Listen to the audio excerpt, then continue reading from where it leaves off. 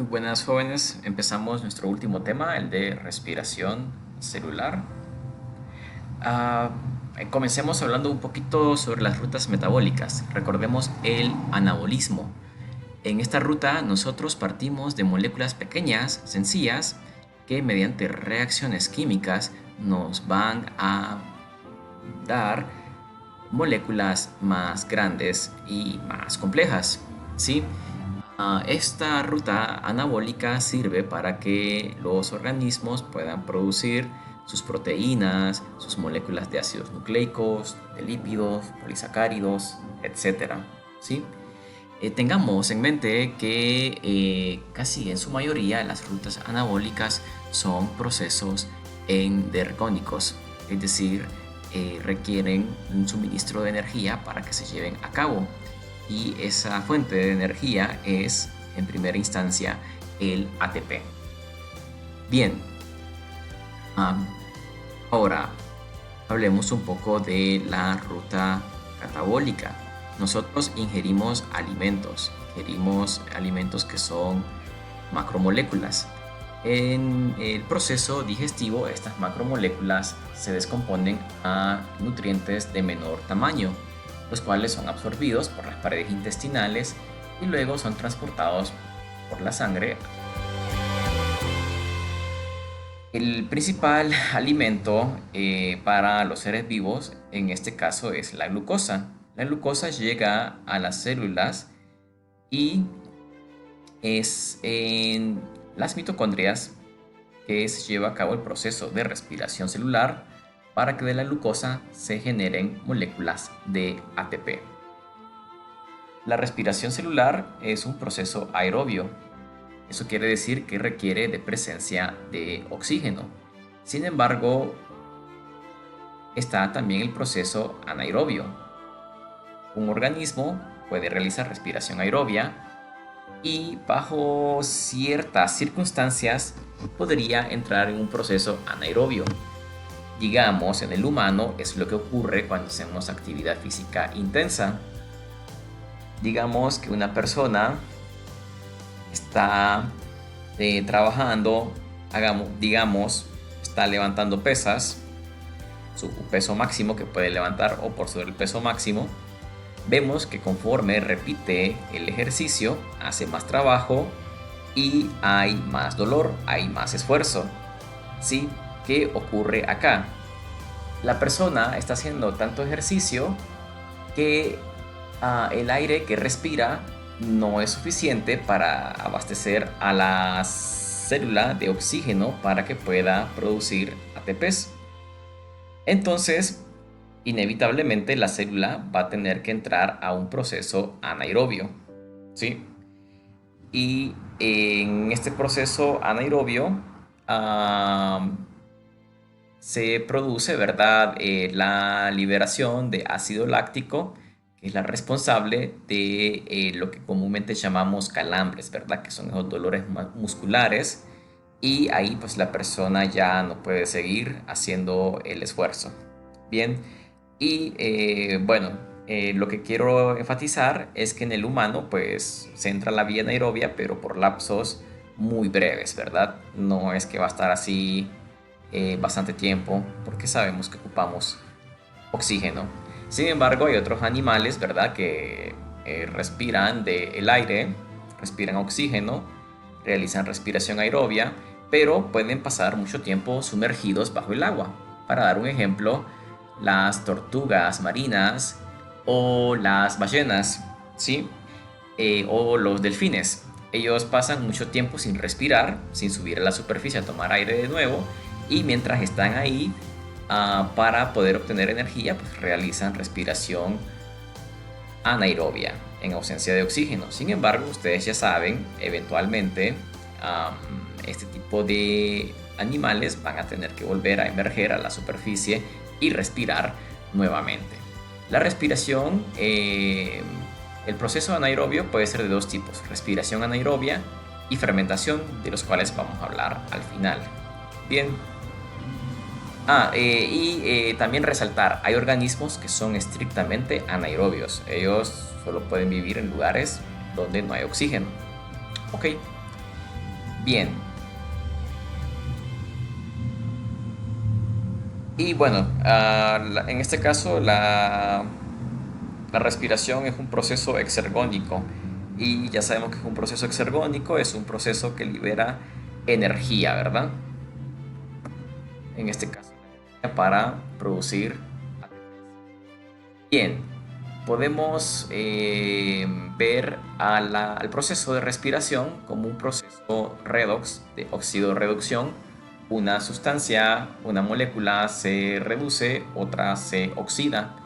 Ya habíamos dicho acá en la respiración, el oxígeno juega un rol clave, ya vamos a ver más adelante. Entre los productos, ah, sí, está el CO2, la glucosa, poco a poco se degrada en moléculas de dióxido de carbono y a su vez también se libera como desecho agua. Entonces, los desechos son dióxido de carbono, que es lo que nosotros expulsamos al exhalar, y agua, ¿verdad? Que se puede perder a través de la transpiración. Ok, ¿qué más tenemos? Aquí tenemos la ecuación de la respiración. Tenemos glucosa, tenemos oxígeno, tenemos agua. Productos, tenemos dióxido de carbono y tenemos agua. ¿Quién se oxidó? ¿Quién perdió hidrógenos? Definitivamente es la glucosa, cuando pasa a CO2. Y se reduce el oxígeno cuando pasa a formar agua. Y la energía que se libera, recordemos, se utiliza para generar ATPs. Bien, veamos la respiración de manera general, un panorama general de este proceso. Todo ocurre dentro de la célula, particularmente en lo que es el citoplasma y sobre todo lo que es la mitocondria. ¿Sí? Y vemos, ¿verdad? Aquí todo el proceso desde que se forma la glucosa hasta que obtenemos nuestros ansiados ATPs. Bien, y también se libera CO2 y se libera agua. Ok, aquí tenemos, bueno, las fases que se ilustran aquí en este diagrama, ¿verdad? Son 4: glucólisis, oxidación de piruvato, que también se puede llamar formación de acetilcoenzima A, el famoso ciclo de... Y la última fase, que es el transporte de electrones. Bien, cada fase tiene sus reactivos de partida y tiene sus productos de salida.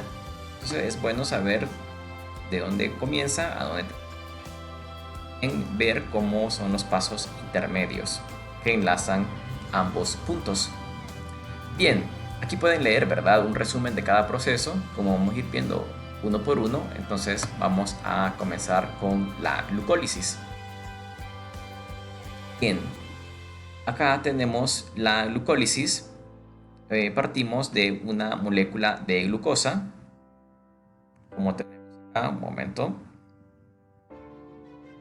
Aquí tenemos una molécula de glucosa y vemos que inmediatamente entra en acción una molécula de ATP.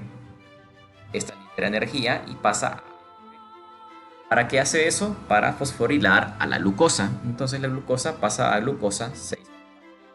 Veamos este proceso de fosfatar a la glucosa o de fosforilación de la glucosa como una inversión de energía, ¿verdad?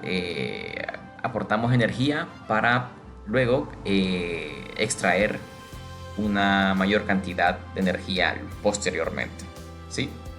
Bien, entonces de momento llevamos un saldo de menos 1 ATP. Estamos en números rojos, pero será por poco tiempo. Ok, posteriormente la glucosa 6-fosfato se isomeriza y pasa a fructosa 6-fosfato. De inmediato ocurre que el ATP de nuevo fosforila a la fructosa 6-fosfato mediante la enzima fosfofructoquinasa y nos da con la segunda fosforilación la fructosa 1,6-difosfato. Tenemos un fosfato en el primer carbono y un fosfato en el carbono 6. Bien. Y luego, la fructosa 1,6-difosfato está altamente cargada de energía por las fosforilaciones.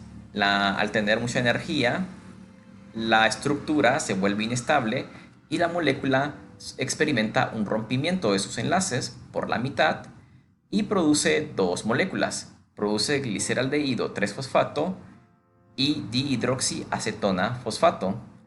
Una molécula se puede convertir a la otra y viceversa, ¿sí? Sin embargo, es el gliceraldehído 3-fosfato que prosigue en la segunda fase de la glucólisis. Entonces, la dihidroxiacetona fosfato que se forma puede pasar a gliceraldehído 3-fosfato y de ese modo dos moléculas de gliceraldehído 3-fosfato se continúan en la segunda fase de la glucólisis. Bien, tenemos que después intervienen dos moléculas de NAD y dos fosfatos.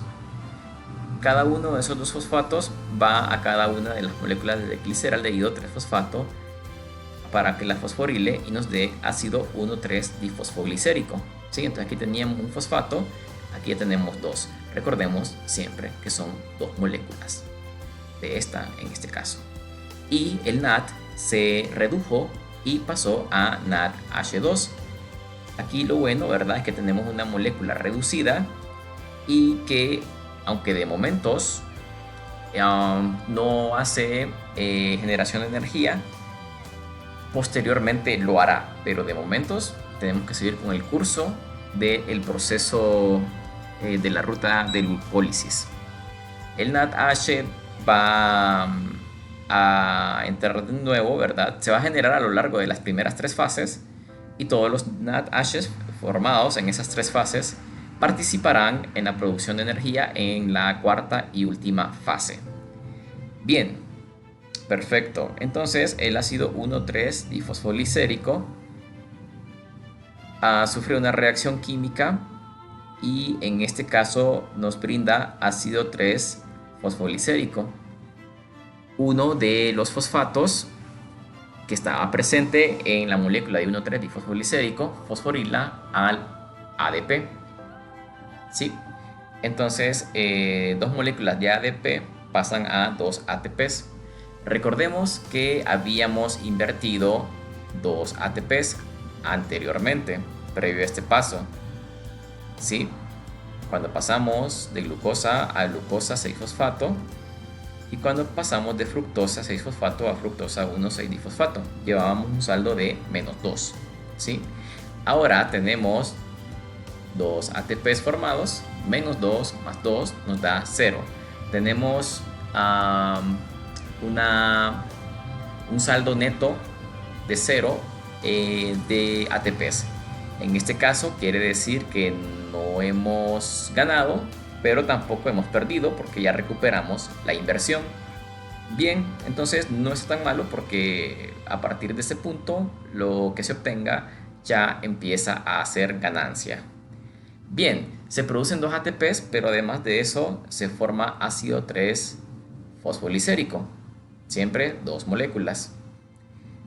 Este ácido 3-fosfoglicérico pasa a ácido 2-fosfoglicérico y acá ocurre una deshidratación, se pierde agua. Siempre en este caso sería una por cada molécula, serían dos moléculas de agua. Y al ocurrir la deshidratación se produce fosfenol pirúvico. ¿Sí? Bien, en este punto el fosfenol pirúvico va a fosforilar moléculas de ADP, en este caso 2, ¿sí? Y estas dos pasan a 2 ATPs y se forma ácido pirúvico, que es el producto final de la glucólisis. Entonces, repasar de manera en bruto, un balance en bruto, tenemos 2 ATPs invertidos y 4 generados. Tenemos una ganancia neta de 2 ATPs.